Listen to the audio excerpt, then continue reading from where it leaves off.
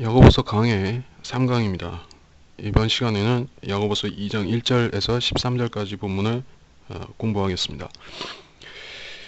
지난 시간에는 1장 후반부에서 뭘 살펴봤냐면은 시험에 관한 주제, 시험과 죄. 하나님께서는 죄인을 시험하지 않으신다.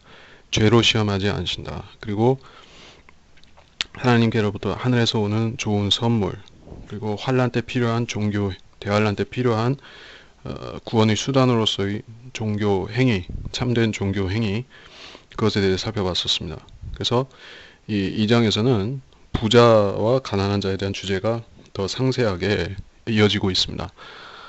이 주제를 우리가 살펴볼 때 환난 때 필요한 것은 필요한 종교 행위가 우리가 늘상 말하는 무슨 주일을 성수한다. 개신교에서 주일 성수를 한다. 카톨릭에서 사순절, 절기를 지킨다. 오늘 미사를 드린다. 또는 라마단을 지킨다. 하루에 메카를 향해서 무릎을 꿇고 기도한다. 이런 종교 행위를 말하는 것이 아니라 고아와 과부를 돌보는 실제적으로 가난한 사람들을 돌보는 종교 행위를 해야 되는 것입니다. 2장 1절부터 보겠습니다. 나의 형제들아, 영광의 주 곧 우리 주 예수 그리스도의 믿음을 사람들의 외모로 취하지 말라. 만일 너희 집회에 금가락지를 끼고 화려한 옷을 입은 사람이 들어오고 또 남루한 옷을 입은 가난한 사람이 들어올 때에 화려한 옷을 입은 사람을 보고 말하기를 여기 좋은 자리에 앉으시오 하고 또 가난한 사람에게 말하기를 거기 서 있든지 여기 내 발판 아래 앉든지 하라 하고 한다면 너희는 너희 가운데 차별하며 또한 악한 생각으로 판단하는 자가 되는 것이 아니냐. 일단 여기까지. 나의 형제들아, 그리스도인들에게 영적으로 적용한다 할지라도 저는 히브리인 유대인 성도들에게 말하는 것입니다. 환난 때 유대인 성도들에게 우리 주 예수 그리스도의 믿음을 우리 주 예수 그리스도의 믿음 똑같은 말 같지만은 우리한테 해당할 때는 우리한테 적용할 때는 주 예수 그리스도의 믿음 할 때는 그것은 우리가 사도 바울을 통해서 특별히 사도 바울을 통해서 우리가 전수받은 예수 그리스도를 믿고 영이 거듭나는 그 복음의 말씀, 그것이 예수 그리스도의 믿음인 것이에요. 한번 찾아보면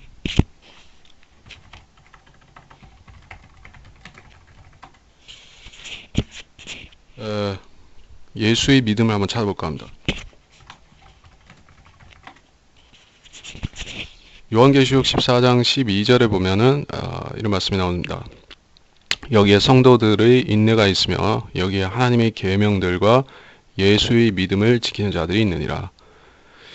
하나님의 계명들은 명백히 구약 계명들을 말하고 예수의 믿음이라는 것은 그걸 우리가 보려고 하는 것입니다. The faith of Jesus 혹은 여기서 말씀하신 우리 주 예수 그리스도의 믿음, The faith of our Lord Jesus Christ. 이게 우리가 예수 믿고 구원받는 그 믿음을 말하는 것일까요? 자, 예수 그리스도께서 가지고 계신 믿음, 그것과 동등한 믿음이 무엇인가? 주님께서는 이 땅에 초림 메시아로 오셨을 때 그분께서는 완전한 삶을 사셨습니다. 그분이 유대인 남자로 태어나셨는데 율법을 지켜야 하는 유대인 남자로서 완벽하게 이루셨습니다. 그 완벽하게 행하신 그 믿음을 말하는 것이에요. 우리가 예수 그리스도의 믿음을 어떤 식으로 우리가 전수받았는가, 전가받았는가. 그것은 믿음을 통해서 예수 그리스도를 믿음을 통해서 우리가 예수 그리스도의 믿음을 우리에게 전가받은 것입니다. 그러니까 예수 그리스도의 믿음과 예수 그리스도를 믿는 것과 조금 다르죠. 우리가 예수 그리스도를 믿었지만 예수 그리스도의 믿음을 똑같이 행하거나 똑같이 믿거나 실천하거나 그렇게 할 수는 없습니다. 우리가 죄인인 이상에는 율법을 지킬 수도 없고 율법을 온전히 이룰 수가 없습니다. 예수님께서 대신 해주신 것입니다. 그것이 우리 신약 성도에게 의가 전가된 것입니다. 근데 여기서는 예수 그리스도의 믿음을 라고 말하고 있으니 행위와 관련이 있다는 것을 그 사람 자체가 예수님과 똑같이는 못한다 할지라도 예수님처럼 따라서 행한다 하는 그런 뜻을 갖고 있습니다. 그래서 사람들의 외모로 취하지 말라. 그러니까 예수님께서는 어떻게 하셨습니까? 이 땅에 오셔서 불쌍한 사람들, 병든 사람들, 마귀 들린 사람들, 억압받는 사람들을 구해주시고 고쳐주시고 마귀를 쫓아주시고 하실 때 어떻게 하셨냐 하면은 외모를 취하여 그 지위가 높은 사람, 부자인 사람은 잘해주고 가난한 사람은 저희 뒷순번에 가서 기다리라고 하고 번호표 주고 이렇게 이제 은사주의자들이 하듯이 이렇게 번호표 나눠주고 사람 차별하고 그런 거 안 합니다. 주님께서는 그 가난한 사람이건 부자건 지위가 높건 그 니코데모 같이 지위가 아주 상급 관원이든 아니면은 이방 여인이든 수로페니키아 여인이나 그 사마리아 여인이나 지위 고하 신분에 상관없이 대하셨습니다. 자, 그것이 예수님께서 자신의 의를 완전하게 이루신 것입니다. 사람을 차별하지 않으신 것이에요. 그래서 그것과 똑같이 하라. 너희는 사람들의 외모로 받아들이지 말라고 말하고 있습니다. 대환란때 필요한 강령, 가난한 자를 도와주라. 가난한 자를 무조건 도와주라. 예. 자기가 헐벗었을지라도 가난한 사람을 도와주려고 힘쓰라. 이게 가난한 자에 대한 대환란 때의 강령이었습니다. 성도로서의 강령이죠. 거기에 한 가지 더 플러스해서 외모로 차별해서는 안 된다. 예. 서로 연결되어 있죠. 너희 지폐에 금가락지를 끼고 화려한 옷을 입은 사람이 들어오고, 자, 지폐가 나왔습니다. 우리가 신약 성도들이 모이는 집회를 뭐라 합니까? 예배라고 하죠. 마찬가지입니다. 여기도 예배지만은 우리 시대와 똑같은 것도 있고 다른 것도 있습니다. You assembly, 너희 집회라고 했는데 예, 같은 말을 찾아볼까요?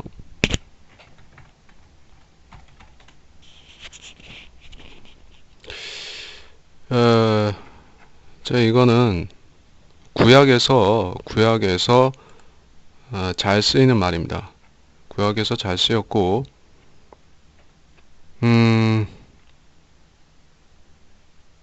자, 신약에서는 그렇게 많이 쓰이지 않았습니다. 이 어셈블리, 집회라는 말이 구약 성도들이, 거룩한 성도들이 모이는 모임을 주로 이 어셈블리, 예, 엄숙한 집회, 살럼 어셈블리, 예, 그리고 그런 거룩한 모임과 상관없이 그냥 군대가 모인다 할 때도 그냥 쓰이는 말이기도 합니다. 근데 우리가 여기서 성도들의 모임을 특별히 찾아보는 것이니까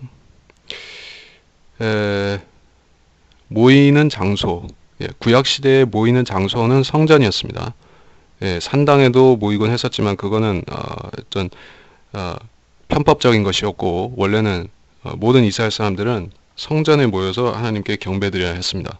예루살렘 성전입니다. 그래서 그것이 구약 성도들이 모이는 장소였다.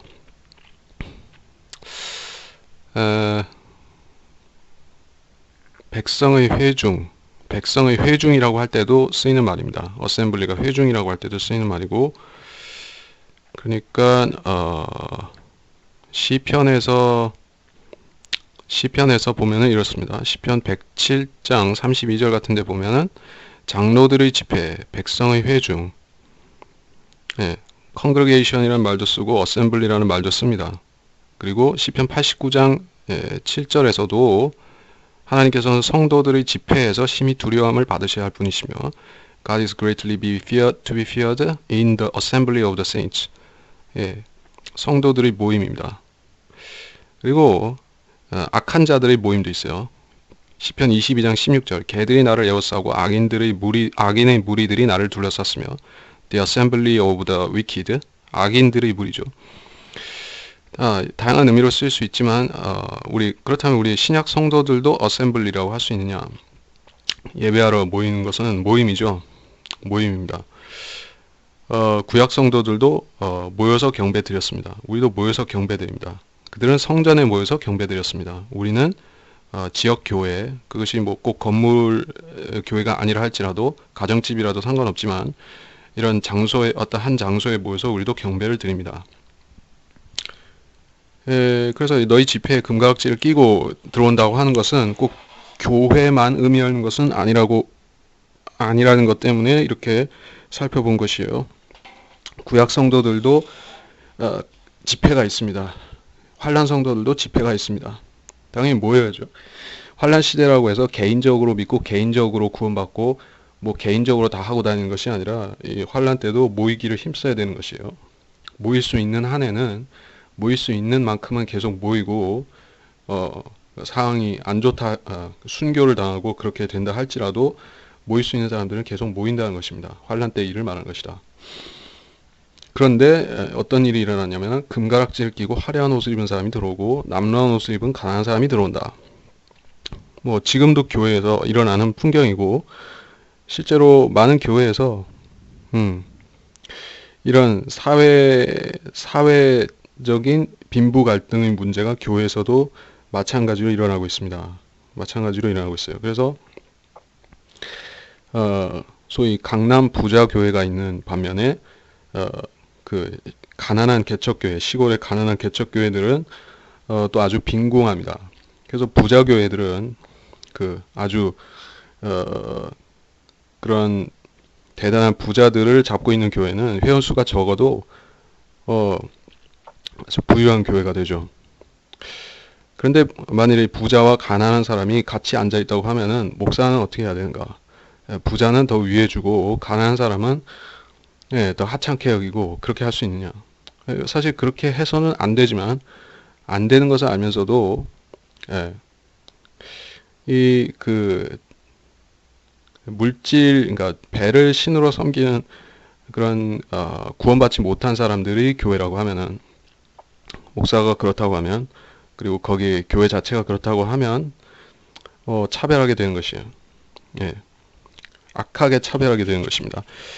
그러나 이 시대에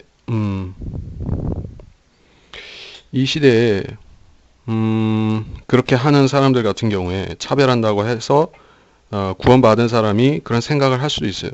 가난한 사람을 업신여길 수도 있습니다. 우리가 구원받았는데 구원받았음에도 똑같은 형제들이라는 것입니다. 같은 교회 안에서 같은 믿음으로 같이 섬기는 형제 자매들이 있는데 어떤 사람은 가난하고 어떤 사람은 부자고, 그러니까 그런 우리 주변을 보면서 어떤 사람은 더 고상하게 좋게 여기고 부자인 사람은 더 두둔해주고 가난한 사람은 더 업신여기려고 하고, 그런 생각을 거듭난 사람들도 할 수 없느냐? 할 수 있다는 것이요.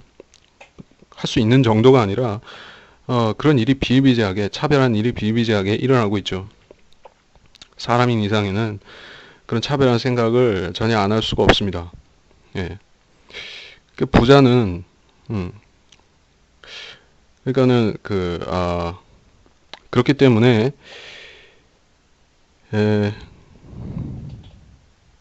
부자와 가난한 자들에 대한 이 내용을 우리가 이 시대의 교리로 취한다.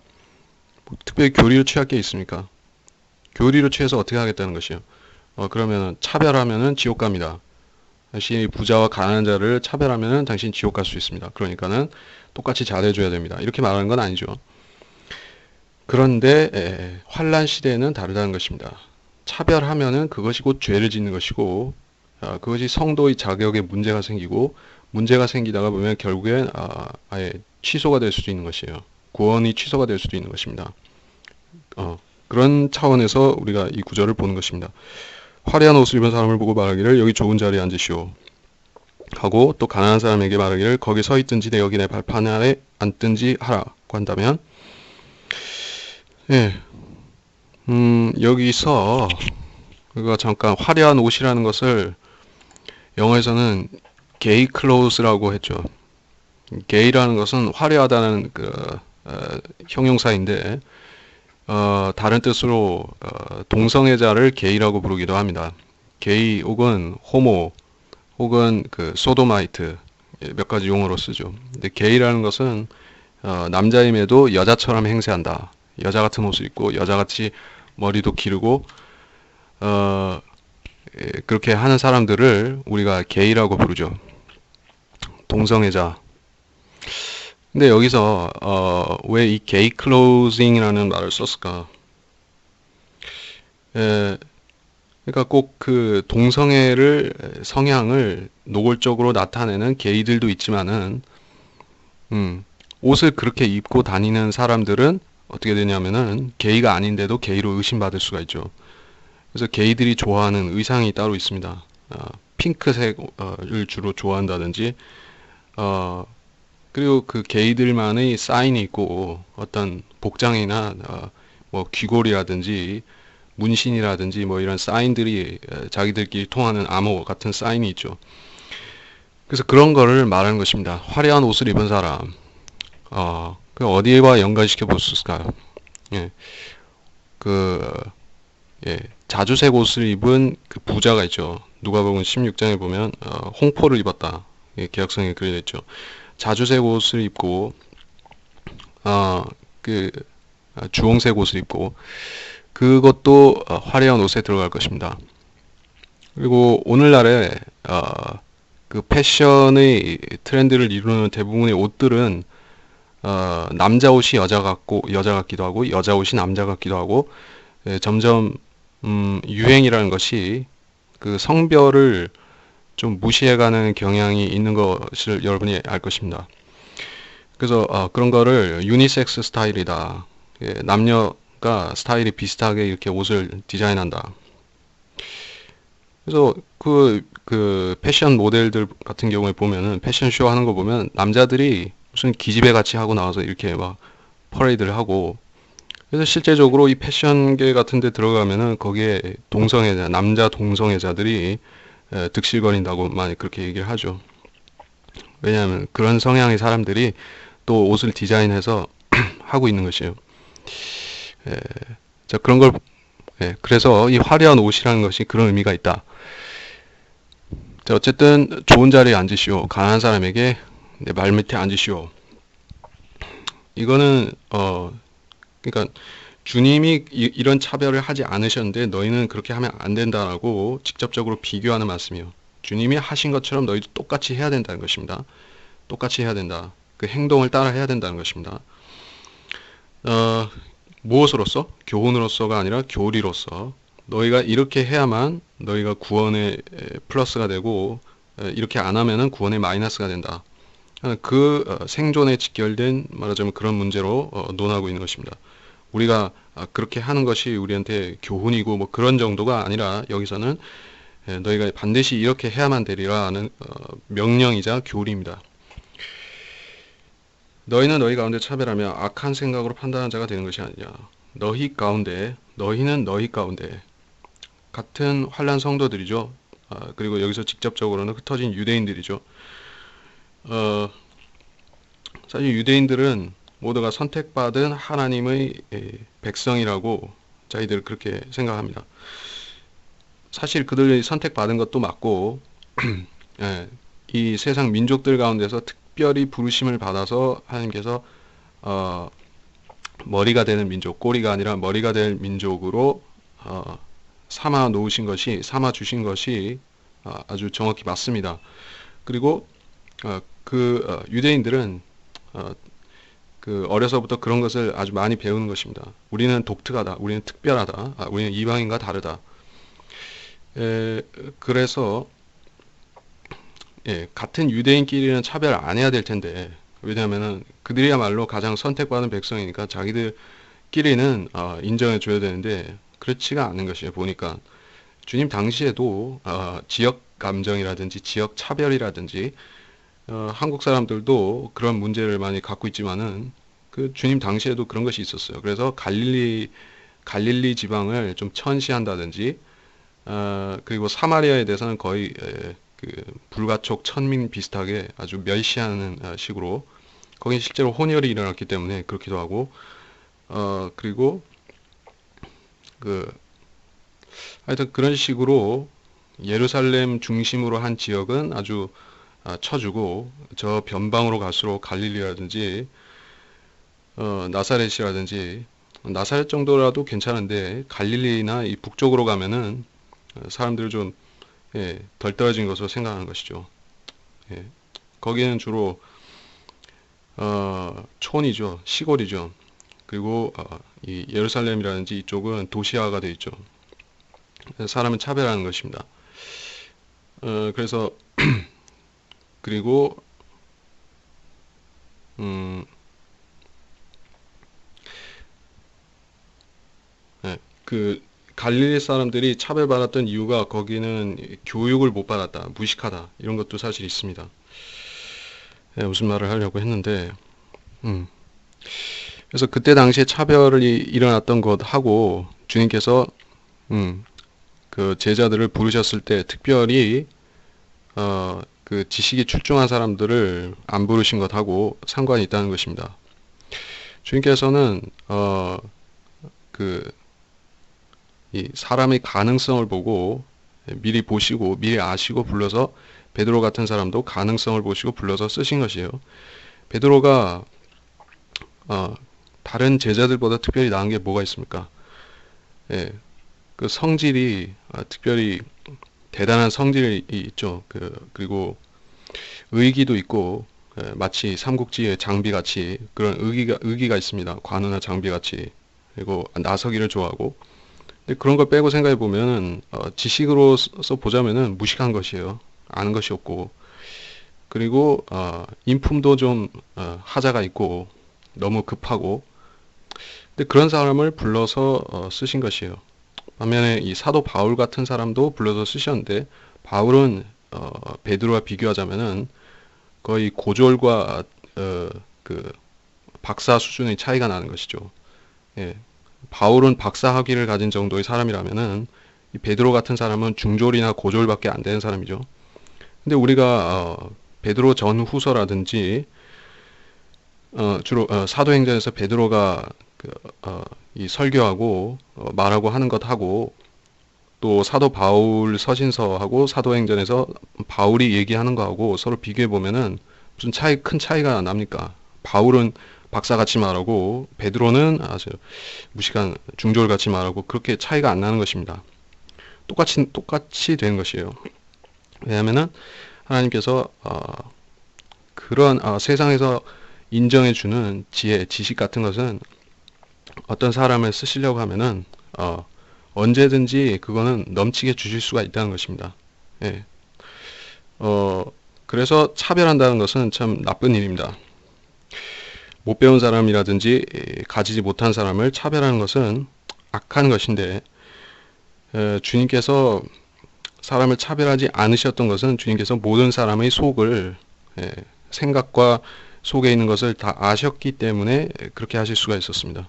실질적으로 우리는 사람의 속에 무엇이 있는지 주님만큼 훤하게 들여다볼 수가 없습니다.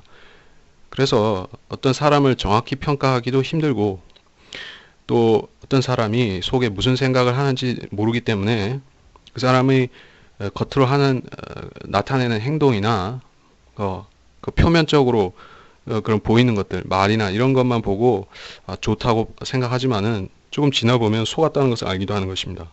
우리는 사람을 완전히 알 수는 없죠. 그렇기 때문에 우리는 어느 정도 차별하는 일이 일어나는 것입니다. 예. 근데 자기 선호, 취향에 따라서 자기가 비교하면서 나보다 더 잘났다, 못났다 이런 식으로 차별하는 것은 세상 사람들이 보기에도 유치하고 그리스도인의 관점에서도 그거는 하자가 있는 것이죠. 그런 식의 판단은 하자가 있는 것입니다. 우리가 그리스도인이고 거듭났고 우리가 영적으로 성숙해 간다고 할 때 그런 유치한 생각들은 세상의 유치한 원리와 관련된 생각들은 접어놓고 좀 더 영적으로 사람들에 대한 판단도 좀 더 영적으로 할 수 있어야만 됩니다. 속을 볼 수가 있어야 됩니다. 속을 완전히 알 수는 없다 할지라도 우리가 영적으로 성장하게 되면 어느 정도는 판단이 생기는 것입니다. 저 사람은 진실되다. 저 사람은 뭔가 이상하다. 혹은 진실되다. 이런 정도의 판단이 생기는 것입니다. 나의 사랑하는 형제들아 경청하라. 하나님께서는 이 세상의 가난한 자들을 택하시어 믿음 안에서 부유하게 하시고 자기를 사랑하는 자들에게 약속하신 그 왕국의 상속자들로 삼으신 것이 아니냐. 왕국의 상속자들. 자, 이게 우리한테 교리로 적용 안 되는 게 아닙니다. 적용이 됩니다. 실제로 초대 교회에는 부자가 별로 없었죠. 잘난 사람도 별로 없었고 많이 배운 사람도 별로 없었습니다. 바울 같은 사람은 매우 특이한 케이스였죠. 그나마 그 바울도 자기가 기존에 가졌던 지식이라든지 그 학문적인 쌓아놨던 것들을 전부 배설물로 여기고 버려야 할 정도였습니다. 도움이 안 되었습니다. 그러니까 가난한 자들을 택하여 믿음 안에서 부유하게 하시고 이거는 일어나는 현상이니까 우리 시대에도 적용할 수 있다는 것입니다. 많은 사람들이 구원받는 것은 부자나 가난한 자나 차별 없이 구원을 받고 있지만 그러나 하나님 일을 하는 사람들은 주로 부자들은 많지 않은 것입니다. 구원까지는 어떻게 받아도 부자들이 먹고 살만한 사람들이 하나님 일을 힘써서 하려고 하는 경우는 적습니다. 원리적으로 그래서 적다.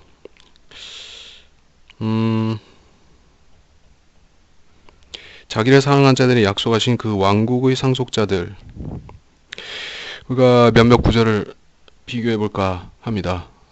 골로새서 3장 24절, 골로새서 3장 24절입니다.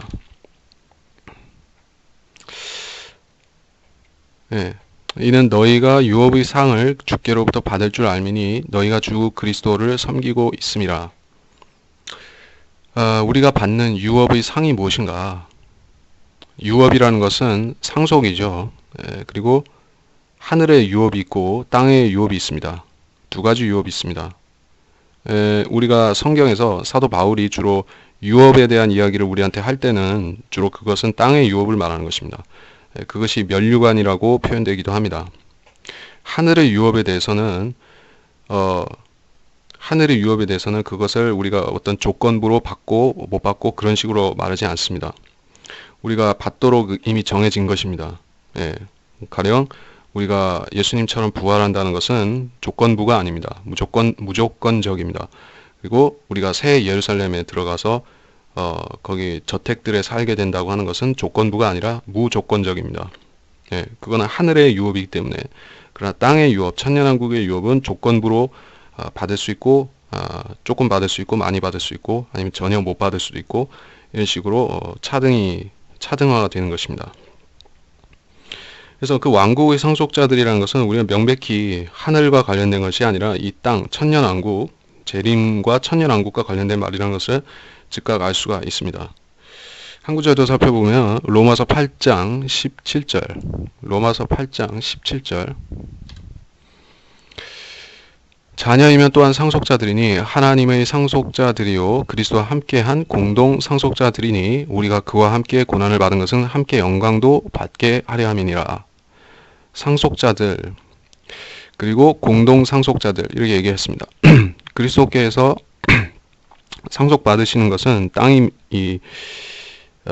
자신의 유업으로 상속받는 것 중에 땅이 바로 우리가 공동 상속자가 되는 것을 그 상속물이 되는 것입니다. 바로 이 땅을 말한다. 그와 함께 그래서 공동 상속자가 되는 조건, 공동 상속자가 되는 조건은 8장 17절에서 명시가 되어 있죠. 우리가 그와 함께 고난을 받은 것은 이것이 우리가 그리스도와 함께한 공동 상속자가 되는 조건이었습니다. 이 땅을 상속받는 조건입니다. 땅의 통치자가 되는 조건입니다. 그래서 환난 성도들은 그들이 환난 끝까지 견디자고 하면은 무조건적으로 고난을 받을 수밖에 없죠. 지금 우리 시대에 어떤 그리스도인들은 고난을 많이 받기도 하고 적게 받기도 하고 어떤 사람은 거의 안 받기도 하고, 그러니까 외부적인 핍박을 말하는 것이요. 외적인 핍박. 어떤 사람은 평생 가족이나 주변부로부터 핍박 같은 걸 별로 안 받고 사는 사람도 있죠. 행복한 사람들 있죠. 가족이 다 믿는 사람들 같은 경우에. 근데 요새 기준으로 말하자면 그게 꼭 그런 것은 아닌 것이 소위 모태 신앙이다. 그리고 가족이 다 기독교인이고 목사 집안이고 뭐 그런 집안이라고 해서 신앙적인 문제, 충돌, 핍박 같은 것이 전혀 없을 것 같지만은 이것도 진리를 믿고 진리 말씀을 믿고 진리 말씀을 실행하고 이렇게 하려고 하는 사람과 대충 종교 생활을 하려고 하는 그런 사람들이 같이 생활한다고 하면, 같은 가족이라고 하면 충돌은 일어나게 되어 있는 것이요. 그러다 보면 핍박은 또 오게 되어 있는 것입니다. 그래서 이 시대에 성경대로 믿는 그리스도인이라고 하면 핍박을 전혀 안 받고 살 도리는 없습니다. 어느 정도는 있게 되어 있습니다. 자, 이 시대에는 그렇다는 것이고, 그런데 환란 때에 들어가면은 그때는 핍박이 많이 적게 이런 조건이 아니라 무조건 엄청난 핍박을 받게 되는 것입니다. 심지어 목숨까지 내놔야 되는 정도의 각오와 실제로 목숨을 내놓게 되는 그런 핍박이 부지기수로 찾아오게 되는 것입니다. 이 시대에 받는 그런 핍박의 정도와 비교가 안 되게 크다. 그렇다 보니까 환란 때 구원받은 사람들은 100% 왕국의 상속자들이 되는 것입니다. 6절 그런데 너희가 가난한 자들을 멸시하였도다. 부자들은 너희를 압제하고 또 재판석 앞으로 끌고 가지 아니하느냐. 너희를 일컫는 그 아름다운 이름을 모독하는 자들은 그들이 아니냐. 너희가 가난한 자들을 멸시하였도다. 이미 멸시했다고 말하고 있습니다. 이미 유죄인 것이에요. 이 죄들을 이미 지은 사람들에게 회개하라고 지금 말하고 있는 것이죠. 환란 때 구원을 받는 사람들이 어떤 사람들인가? 자, 그거를 일단 보겠습니다. 그 사람들이 처음부터 다 가난한 사람들이기 때문에 구원받았습니까? 그렇지 않죠. 부자도 가난한 자도 그러니까 환란 성도가 되어서 왔을 때는 다 똑같이 됩니다. 가난한 자가 되죠. 근데 그 전에 그 사람들이 환란 때 태어난 사람들은 아니니까 그 전에 이 교회 시대에 그들은 발을 걸치고 있다가 그 시대로 지금 이 시대에 구원을 못 받고 그 상태대로 환란 때로 넘어간 사람들이 환란 성도가 된 것입니다. 그러면은 그 사람들은 지금 이 시대에 복음을 들을 기회가 전혀 없었을까요? 그래서 환란 때로 넘어간 것일까요? 그 사람들이 무슨 아마존이나 이런 에스키모나 오지에 살면서 복음을 별로 들을 기회가 없었기 때문에 그래가지고 거기 환란 시대로 넘어간 것입니까? 사실 그렇지는 않을 것입니다. 지금 우리가 주변에 흔히 볼 수 있는 사람들인 것이에요. 교회도 다니고 있는 사람들이 다수가 있는 것이에요. 교회 다니고 있죠. 그러나 구원을 못 받은 채로 형식적으로 믿는 채 하면서 사는 사람들이죠. 그러다가 그 사람들이 환란 때로 가서 불이 나게 그때서야 이제 늦었구나 하면서 다시 믿으려고 하는 것입니다. 그래서 환란 성도가 된 것이에요. 그렇게 따지고 본다면은 지금 예수 믿고 구원받을 수 있는데 그거를 안 했다는 것입니다. 예, 거부한 것이에요. 죄를 지은 것이죠. 그러니까 그 사람들은 이미 점수를 한참 깎아 먹고 시작하는 것입니다. 우리가 잘한 것은 없지만은 예수 그리스도를 영접했기 때문에 우리는 하나님께서 우리를 의인이라고 인정해 주시고 받아주신 것입니다. 근데 환란 때 사람들은 그런 것이 없어요. 처음부터 너희는 의인이다 이렇게 해놓고 시작한 것이 아니라 너희가 예수를 믿었으면은 예수의 믿음을 또 보여야 된다. 예, 행위로 보여야 되고 진심으로 다해서 보여줘야 되고 이런 조건이 있는 것이에요. 그렇다 보니까 가난한 자들을 멸시한 예전에 그렇게 살았던 사람들 지금 그렇게 못되게 살고 있는 사람들도 그때 환란 성도가 되었다면은 다 회개하고 씻어버려야 되는 것입니다. 예, 너희가 그렇게 했는데 멸시하였도다. 그런데 부자들은 너희를 압제하고 재판석 앞으로 끌고 가지 않느냐. 자, 지금의 일반적인 상황에다가 맞춰서 볼 수가 있겠습니까? 부자들이 지금 누구를 압제하고 가난한 사람들을 재판석 앞으로 끌고 갑니까? 보편화시키기는 힘든 이야기죠. 지금이 물론 금권주의, 자본주의 사회, 돈이 권력이 되는 사회이긴 하지만은 그렇다고 해서 법치를 무시하고 부자라고 해서 아무나 이 가난한 사람 멱살 잡고 감옥에 쳐넣고 이렇게 할 수는 없는 시대죠. 법치 국가니까 최소한의 그런 기준은 있습니다. 근데 환란 때가 되면은 그런 최소한의 것이 없는 것이에요. 그때는 전 3년 반 같은 경우를 예를 들어서 보자면은 그때는 아직 짐승의 표라는 것을 본격 시행하고 있지 않는 상태이죠. 시험적으로 줄지는 몰라도 전 3년 반에는 짐승의 표를 아직 그런 매매 표식으로 주고 있지 않습니다. 그럼 그때는 무엇이 이 사회를 지탱하는 것이에요? 돈이겠죠.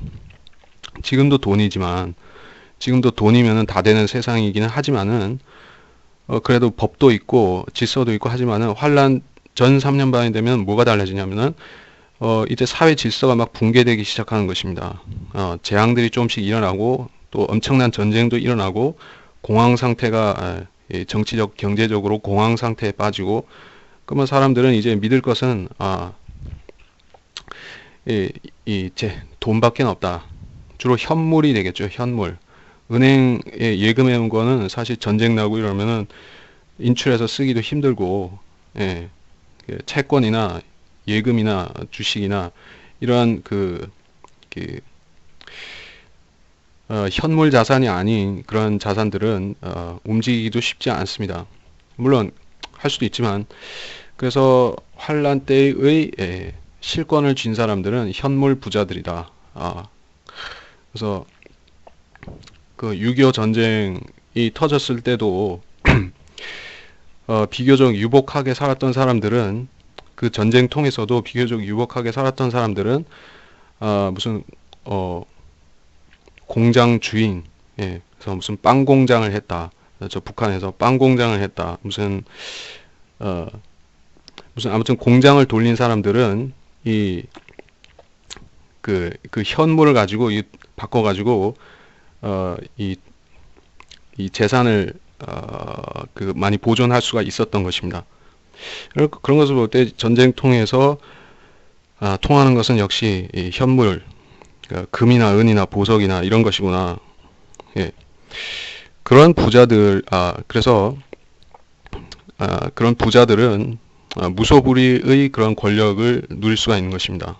예. 돈이 힘이 되니까는 그래서 우리 뭐 더 자세히 얘기할 필요는 없을 것 같고 재판서가 앞으로 끌고 가지 아니하느냐. 예. 뭐 지금도 그런 재벌들이나 저희가 사회 지도층이라고 하는 사람들은 어느 정도 이런 프리미엄을 권력의 프리미엄을 누리려고 하는 편이지만 지금보다도 앞으로는 비교할 수가 없다는 것입니다. 예. 너희를 일컫는 그 아름다운 이름을 모독하는 자들은 그들이 아니냐. 너희를 일컫는 그 아름다운 이름이 무엇인가? 그리스도인. 지금은 우리를 일컫는 이름이 정해져 있죠. 그리스도인. 그리스도인만 가지고는 이게 지금은 또 온갖 종류의 사람들이 자기를 그리스도인이라고 그렇게 하다 보니까는 이거 가지고도 정체성이 조금 흐려지는 감이 있습니다. 뭐 여호와의 증인들도 우리는 그리스도인이요 하고 통일교인들도 그리스도인이요 하고 뭐 로만 카톨릭도 우리는 그리스도인이다 이러고 있으니까 지금 우리가 그리스도인이라고 하면 대체 뭘 말하는 건지 약간 정체성이 흐리다는 것입니다. 그래서 우리는 성경대로 믿는 사람들이다. 바이블 빌리버다. 이런 이름을 갖게 된 것이죠. 뭐 바이블 빌리버라고 하는데 사람들이 그러냐? 너희는 바이블 빌리버냐? 인정하든 안 하든 그거하고 상관없다는 것이죠. 차이가 명백한 차이가 나니까 우리는 그 차별화가 된 것이에요. 바이블 빌리버들은 성경대로 믿습니다. 성경대로 올바로 나눠서 믿고 시대를 분별해서 믿고 억지로 믿지 않는 것이요. 자기 어거지를 가지고 철학이나 자기 개똥 철학이나 망상을 가지고 믿음을 삼지 않고 교단 교리를 가지고 하지 않습니다. 우리는 사도신경이나 뭐 다른 뭐 교단 헌법들 또 뭐 웨스트민스터 신존이 돌트 신경이니 이딴 것을 가지고 하지도 않는 것이에요. 절기들을 지키지도 않습니다. 그러니까 우리는 그런 식으로 우리를 표현하는 것이에요. 근데 여기서 아름다운 이름이라고 했을 때 무슨 이름일까요? 환란 때 믿는 사람들이 자기를 뭐라고 일컬을지는 우리가 두고 봐야 될 것 같습니다. 정확히 그게 뭘지는 모릅니다. 우리는 그 사람들을 교리적으로 시대적으로 분류해서 저 환란 때 예수 믿는 사람들은 환란 성도다. 우리는 그렇게 부릅니다.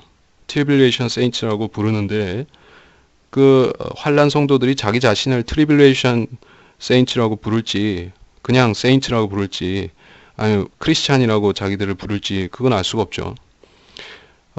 사실은 크리스찬이라고 불러도 상관은 없습니다. 그리스도인이라는 것이 우리한테 예, 고착된 명칭이긴 하지만 이 시대 거듭난 사람들한테 그리스도인이라고 하는 것이 고착되어져 있긴 하지만 어, 이것은 원래 우리가 스스로를 부르던 이름이 아니었고 세상 사람들이 예수쟁이라 한국말로는 예수쟁이라 하는 식으로 저 사람들은 계속 그리스도 얘기만 하니까 그리스도쟁이다 하는 식으로 그리스도인 크리스찬이라고 한 것이에요.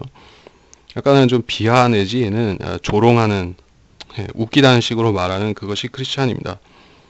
그러니까 한란 성도들을 조롱하는 말이 뭐가 있겠죠. 뭐 예수쟁이도 상관없습니다. 그리스도인은 사실 좀 밋밋하고 저 뭐라고 아무튼 반사회적 인격을 뭐 이런 식으로 반사회적인 생각을 가진 사람들, 역도의 무리들, 역도 무리들, 그런 음모를 꾸미는 자들, 뭐 이런 식으로 부를 수도 있겠죠. 뭐라고 부르든 상관없습니다. 그래서 너희를 일컫는 그 아름다운 이름이라는 것은 우리 시대에는 크리스찬이다. 확실하다는 것입니다. 8절에 너희가 정녕 성경대로 내 이웃을 내 자신과 같이 사랑하는 왕의 법을 지키면 잘하는 것이라. 내 이웃을 내 자신과 같이 사랑하라. 내 이웃을 내 자신과 같이 사랑하라. 예수님께서 그렇게 하라고 시키신 것이에요. 내 이웃을 내 몸과 같이. 어디서 나온 말씀입니까? 성경에 많이 나오기 때문에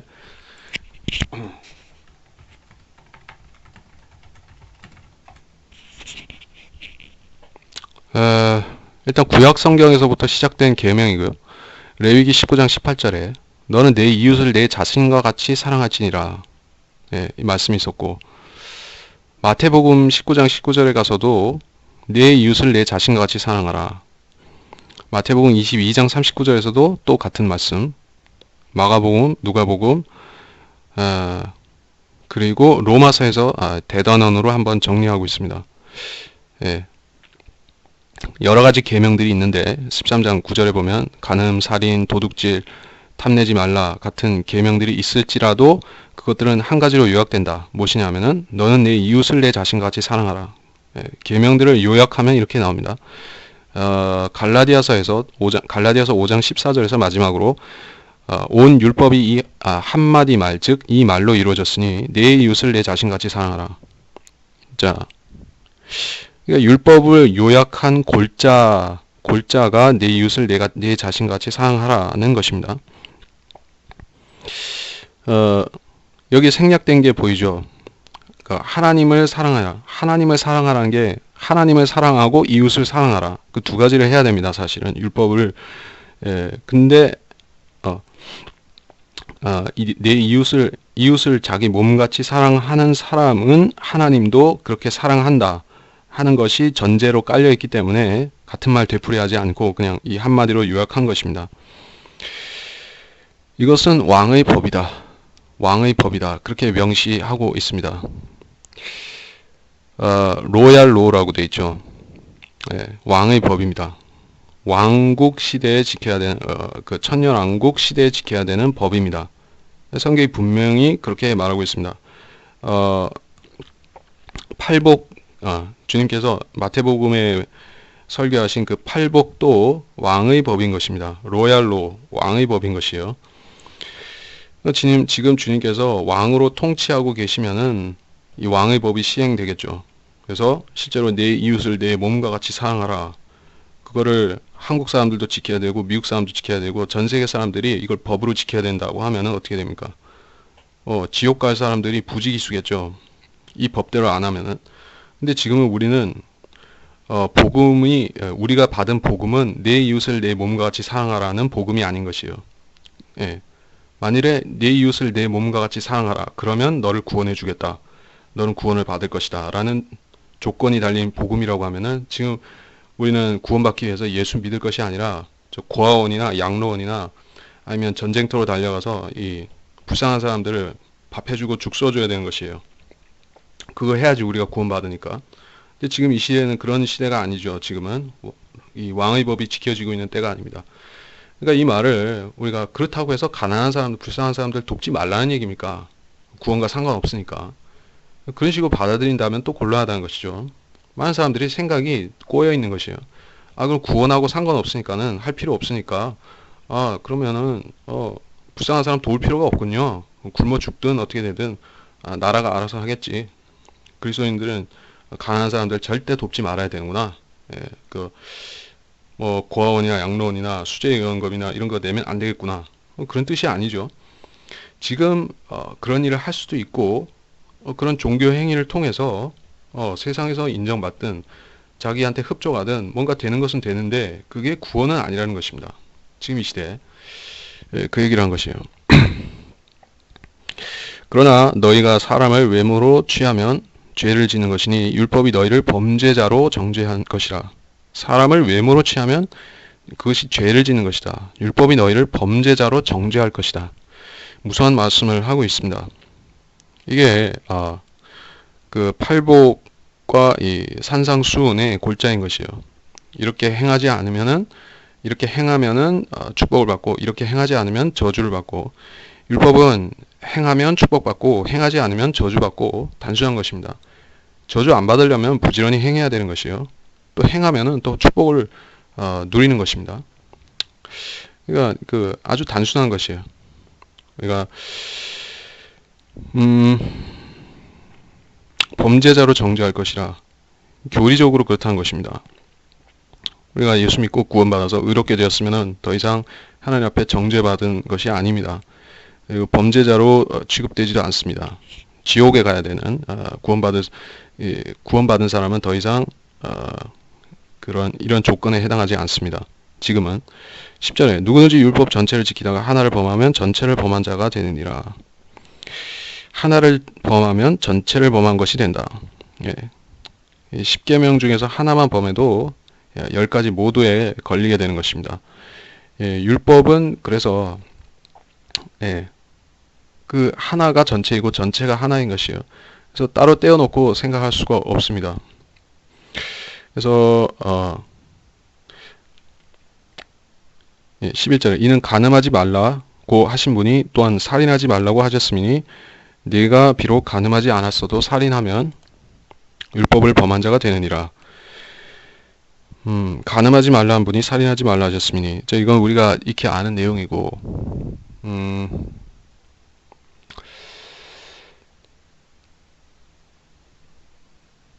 지금은 어떤가 하면은 여기서 구약시대의 간음, 살인 이런 얘기는 행위로 옮겨지는 수준까지 얘기를 했죠. 만일에 구약시대에 마음까지 단속을 해야 됐었다고 하면은 구원받을 사람이 거의 없는 정도가 아니라 전혀 없었겠죠. 그것은 행위로 지키는 것도 엄청나게 힘든데 마음까지 다 지켜야 된다고 하면은 마음의 음욕만 품고 살인만 품고 이래도 구원을 못 받았다고 하면은 구약시대에 누가 구원을 받을 수가 없었죠. 그래서 하나님께서 그 정도 행위로만 하는 것으로 그 정도로 봐주신 것이에요. 그러나 주님께서 인자로 오셨을 때는 이제 주님을 보고 믿으면은 구원을 받으니까 사람들한테 지켜야 되는 법을 더 강하게 제시하신 것입니다. 마음으로도 지켜야 된다. 마음으로도 죄를 지어서는 안 된다. 주님께서 가르쳐 주신 것이에요. 그래서 이 문제 때문에 많은 사람들이 내가 구원을 받았음에도 계속 죄를 짓고 있음으로 해서 자기가 문제가 있다고 생각하고 내 구원에 문제가 있다고 생각하고 이럴 수가 있습니다. 내가 구원받았으면 내 마음에도 죄가 더 이상 없어야 되지 않을까 이런 생각을 하는 것이에요. 그렇지 않습니다. 이 죄라는 것은 우리가 이 몸이 구속을 받아서 하늘나라에 가기 전까지는 계속해서 마음속에도 있고 행위로도 조금씩 짓고 그렇게 되어 있습니다. 그냥 우리가 최소화시키려고 노력은 하지만 안 지으려고 노력하고 지으면은 회개하고 그때그때 그렇게 할 수는 있지만은 전혀 이렇게 안 짓고 안 생각하고 이렇게 할 수 있을 것 같지만은 만약에 여러분이 그리스도인인데 주위에서 그렇게 완전히 초율법적인 기준을 들이대면서 나는 아주 퍼펙트하게 이거 지키는 사람이다. 나는 마음으로도 결코 죄를 생각하지 않는 사람이다. 그런 사람이 있다고 하면은 한번 의심해 봐야 되는 것입니다. 저 사람 구원을 받았을까? 위선을 뭔가 부리고 있는 것입니다. 그런 사람은 없습니다. 사도 바울도 그렇지 않고 여러분 주변에 있는 모든 훌륭한 그리스도인들도 자기 마음을 100% 지키지는 못합니다. 지키려고 노력하는 것이죠. 노력도 안 하면 어떻게 되겠습니까? 노력도 안 하면은 엉망이 되어버리기 때문에 지켜서 그나마 간수하는 것이에요. 자기는 구원받았으니까 난 일체 죄를 안 짓는다.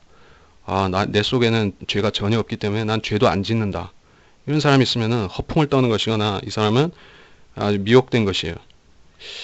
구원파들이 그러한 미혹에 자주 빠집니다.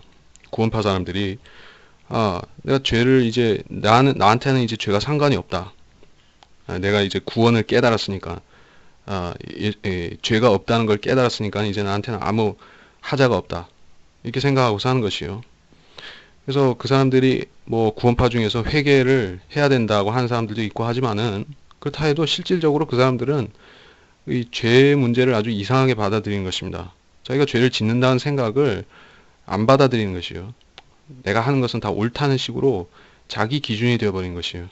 그러면은 즉각적으로 바리새인 아주 지독한 바리새인이 되어버린 것이에요. 죄를 지으면서도 부정하는 것이다. 그 요한일서에서 말씀 있죠. 누군지 자기가 죄를 짓지 아니했다고 말하는 사람들은 하나님을 거짓말쟁이로 만든다라고 분명히 말씀했습니다. 그 구절을 찾아보지는 않겠습니다. 그래서 12절, 13절 너희는 자유법에 따라 심판받을 사람처럼 말하며 행동하라. 자비를 베풀지 않은 자에게는 자비 없는 심판이 있으리라. 자비는 심판을 이기고 기뻐하느니라. 또 두 번째로 이 자유의 법이 나왔습니다.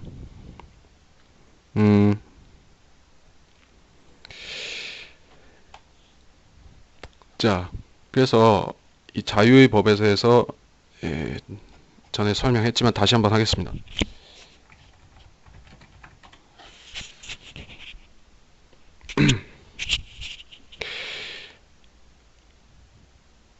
알지? 자유의 법을 1장 25절에서는 자유의 온전한 법이었습니다. 그리고 여기서는 다시 한번 자유의 법을 말씀하고 있는데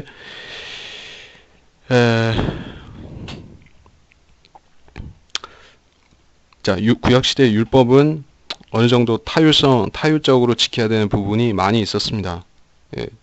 뜻은 잘 모르지만은 이렇게 하라고 했으니까는 제사를 이렇게 드리고 이런 방식으로 바치고 이런 방식으로 속죄제를 드리고 이렇게 저렇게 하라고 하니까 한 것이에요.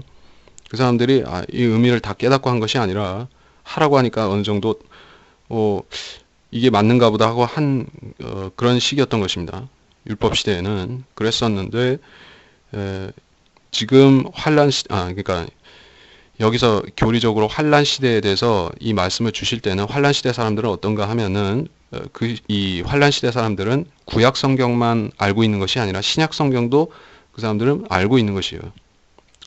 그 사람들이 지금 교회 시대 끝에 구원은 못 받고 복음은 안 믿은 채로 그 시대로 갔지만은 신약 성경이라는 것을 알고 있고 인지하고 있는 것입니다. 그래서 복음이란 예수 그리스도가 누구시고 복음이 무엇이고 그러니까 지금 이 은혜 복음이라는 게 무엇이고 이런 내용들을 다 아는 사람들인 것이에요. 그러다 보니까 이 사람들이 율법이 무엇인지도 아는 것이죠. 율법은 본시 하나님께서 그림자로 주셨던 것인데 예수 그리스도를 통해서 이루셨다 하는 그런 지식까지 있는 것이에요.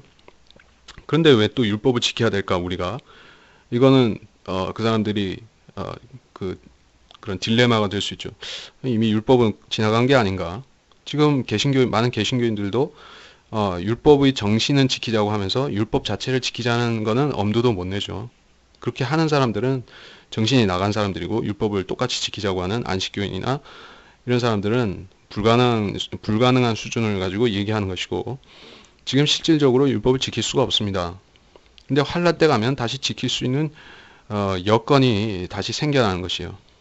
지금 이 시대에 갖고 있는 지식도 있고 거기에 플러스해서 율법을 지킬 수 있는 행위로서 지킬 수 있는 조건도 다시 부여가 됩니다. 유대인 14만 4천 있죠. 그리고 환란 때 가면 표적들과 능력들이 나타납니다. 성령의 표적들이 나타나는 것이에요. 방언도 있고 병치유도 있고 이런 사도들이 행했던 다양한 은사들이 다시 나타납니다. 아울러서 물침례 정결을 위한 그 구원을 위한 물침례가 다시 있는 것이에요.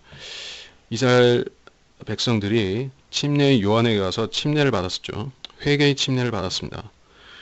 마찬가지로 대환란 때도 회개의 침례가 또 있습니다. 그래서 이런 의식적인 요소들, 외적인 요소들, 이것이 구원과 관계가 있게 되기 때문에 지금 이 시대에 구원을 못 받은 사람들은 그거를 수용하는 것이에요.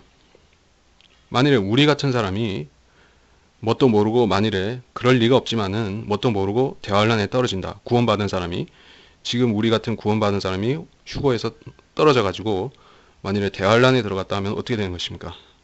우리가 지금 알고 있고 믿고 있는 거하고는 180도 다른 상황이 되어버리는 것이에요.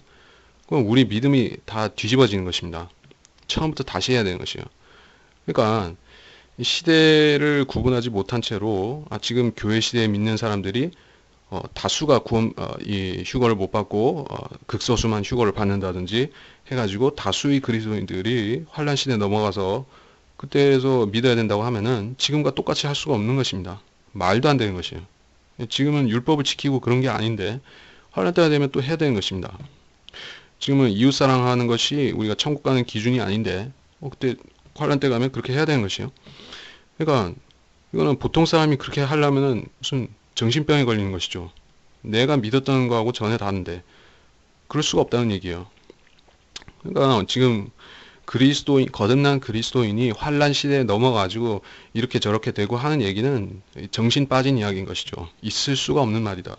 근데 그 사람들은 자기들이 구원도 안 받았고 은혜 복음이 뭔지도 모르고 예수 믿는다는 것이 뭐 행위를 말하는지 믿음인지 그것도 개념이 없고 섞어서 생각하고 행위가 곧 믿음이고 믿음이 곧 행위고 이런 식으로 생각이 뒤죽박죽이 되어 있기 때문에 그리스도인이 환란 시대에 넘어가서 믿는다는 걸 아무렇지 않게 생각하는 것입니다. 네. 만일에 실제 그렇게 된다면은 그 사람들은 지금 이 시대에 구원받아서 살고 있는 사람들은 만일에 우리가 휴거를 못 받는다고 치면은 우리는 2000년 동안 살았던 모든 구원받은 사람들 중에서 제일 불쌍한 사람들이 되는 것입니다. 왜냐하면 우리 시대 이전에 살았던 필라델피아 시대라든지 그 이전에 살았던 그리스도인들은 그냥 믿기만 해도 하늘나라가고 다 됐었는데 지금 사는 사람들은 휴거를 못 받으면은 환란 시대에 넘어가지고 행위로 가지고 어떻게 해야 된다고 하면은 우리 시대만큼 참 최악의 그리스도인들이 없게 되는 것이죠. 그러니까 말도 안 되는 것입니다. 예, 자유의 법이다. 그래서 환란 시대의 율법을 지키는 것은 자기 스스로 알아서 지켜야 되는 것이에요. 타율적이기보다는 이제는 하나님께서 그 이상의 자발적인 것을 순종을 요구하십니다. 자비를 베푼지 않은 자에게는 자비 없는 심판이 있으리라. 자, 여기 분명히 구원과 관련이 있습니다. 행위, 자비를 베푸는 행위, 그리고 자비를 베푸는 행위가 없으면은 심판이 있다. 저주를 받고 지옥에 간다.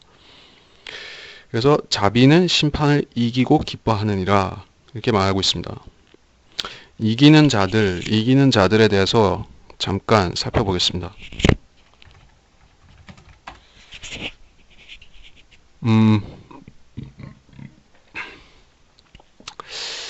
요한계시록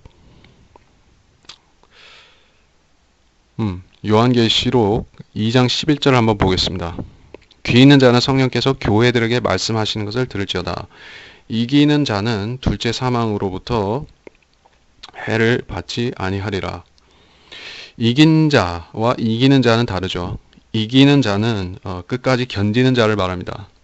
요한계시록 2장에서는 대환란 때의 이기는 자들을 말씀하고 있습니다. 여기서도 자비를 행하는 것, 그 자비를 행함으로써 심판을 이기게 된다.